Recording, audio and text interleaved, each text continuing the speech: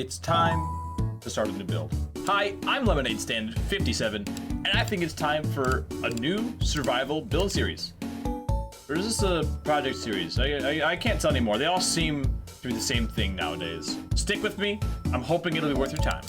So, you're most definitely wondering why I have iron armor and diamond and netherite tools. Well, this is the extra large SMP. An SMP that my good friends Tux Bodai and Simon XL started together with me and a bunch of other awesome content creators. What you are seeing is the progress of the server over the last couple months. And my base is in the progress of, well, laziness. As over the course of my many streams, I am yet to even come close to finishing my base. Everyone else's bases look awesome so far. Now, going down Main Street, there's the main nether hub. You can see Eggmania on the right. And we have Tux's mountain. This man went all out on his mountain. To the right, we have Reddit Tower, looking snazzy as ever, built by Simon XL, but it is dwarfed by TikTok Tower, which is just so visually pleasing to see. And all the other builds together make this server so much fun and unique. So with a quick rundown of where we are, let's get a short list of what we need to accomplish to set up our hidden build. If any of this seems boring, feel free to skip through it with the following timestamps.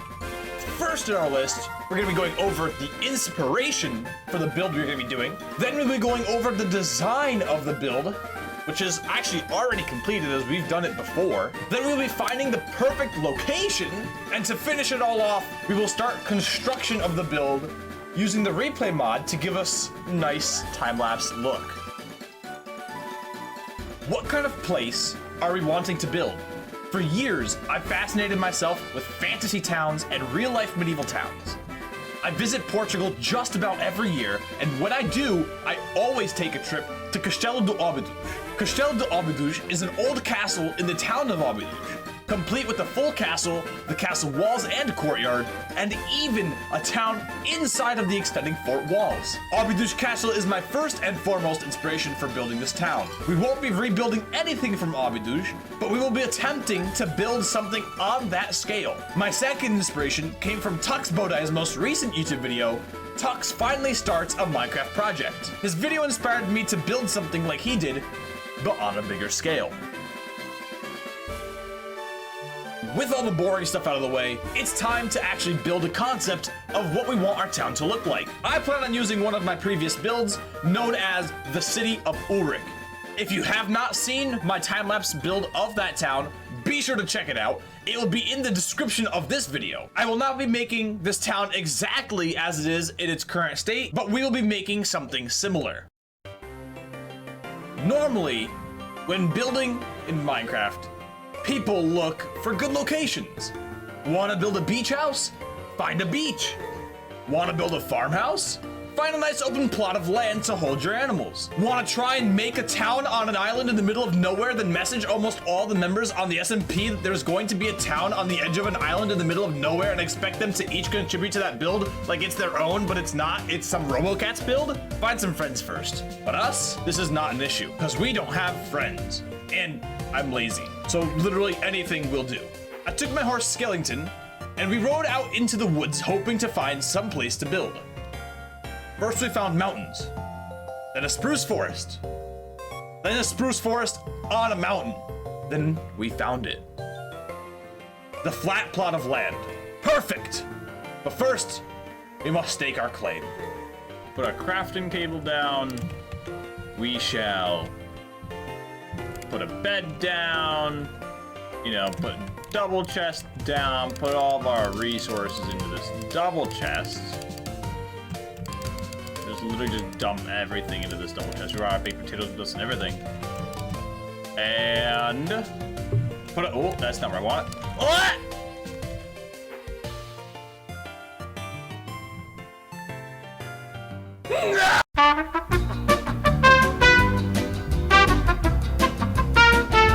Okay, well, I guess I guess we'll try. You're just hungry, aren't you, Mr. Skeleton Horse? I guess we'll try this again. I hereby claim this land in the. Not actually. I hereby claim this pasture. Is that what we'll call it, guys? We'll call it a pasture. In the. Oh, not in T. In the name of Lemonadestand 57. Oh, that's. Yeah, there we go. Now that we finally had a nice plot of land, we could actually get to work on the build itself. Now, this build is gonna take multiple parts. So in this episode, all we're gonna be doing is getting the walls built. However, as I've mentioned before, I'm super lazy. So I hired a friend to help me. Terribly ironic. Ironic likes to grind out resource gathering. I do not. So you can probably see where this is going. I need you to get me unlimited amounts of stone bricks, dark oak planks, spruce and spruce logs. Can you do that?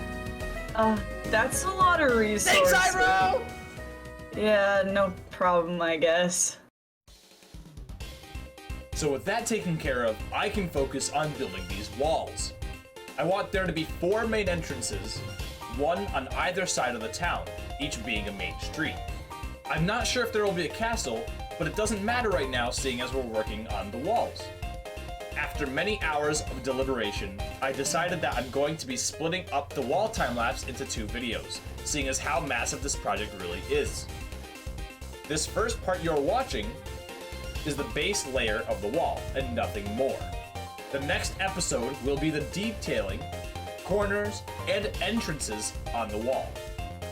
I cannot stress enough how grateful I am to Terribly Ironic, as he literally removed multiple large hills and got me almost all the resources I needed for this build.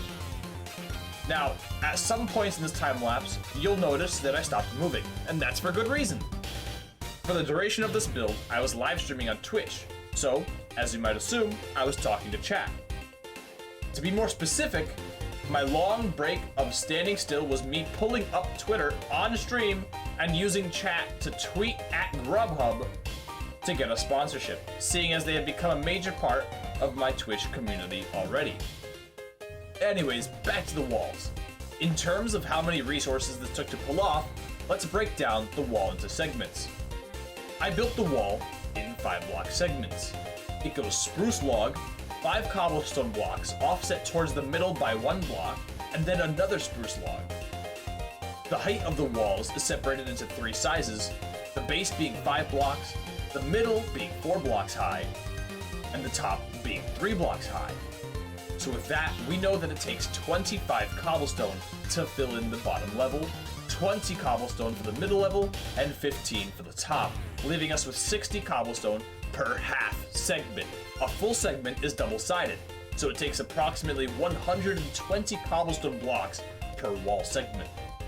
I'm too lazy to figure out how many full wall segments there are in this build, so if someone counts it out, they are a god and deserve to be treated as one. I also want to apologize, as at some point in this time lapse, you can see that my character runs far enough away that my Minecraft unloaded chunks and reloaded them when I came back, leaving this weird chunk loading segment in the video. Once again, I do apologize about that, and will try to do better in the future time-lapse videos. You may notice that occasionally, there's a second person helping me make this wall. So, I would like to thank my good friend VaporX very much for helping me with those wall segments. Even though it might have started out slow for him because he didn't know the easy method to building these walls, he most definitely got faster and helped a ton. Eventually, I decided that I wanted to place all the spruce logs down and get them over and done with, so I wouldn't have to A, split my inventory space between spruce logs and cobblestone, and B, I didn't have to worry about building one thing, stopping, building another thing, and going back and forth. This allowed me to focus on taking care of one thing at a time and becoming more efficient at that section. For example, by doing spruce logs first, I was able to lay out the entire wall in one go instead of stopping every time and putting cobblestone down. I was then able to go back over everything with ease when it came to putting down cobblestone, as all my markers had been laid out by my previous placement of all the spruce logs.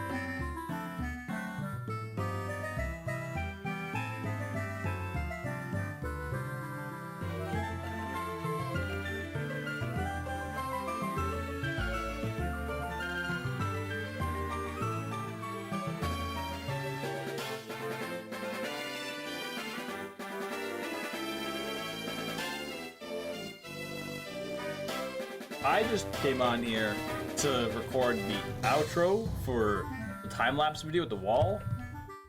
As I spawned in, lightning struck in front of me, and we got... we have one extra skeleton horse here, right? We have 3 skeleton horse zombies with iron helmets. That's so cool. I've never seen that before. And with that being done, ladies and gentlemen, thank you so very much for stopping by this video. If you guys did enjoy it, please be sure to hit that like button, subscribe, leave a comment, let me know that you liked this video. Like, however you can, try and let me know, because honestly, if you guys like this style of editing and you guys like these videos, there'll be a lot more of these coming out. If you want to see more, check out that notification bell, because when you click that notification bell, you get notified every single time I upload a video. And with that being said, I'll see you all in the next one. Peace out.